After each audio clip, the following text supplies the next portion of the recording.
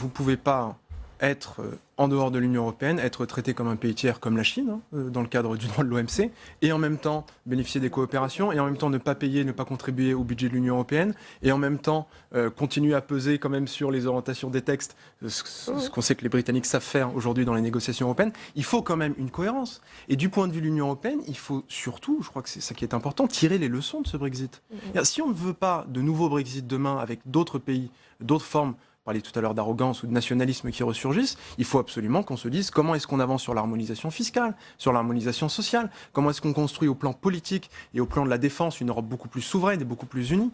Tous ces débats-là, je dirais, et c'est ça qui est intéressant aussi en termes de calendrier, ils vont tomber en même temps. C'est qu'on va avoir ces débats pendant la campagne européenne.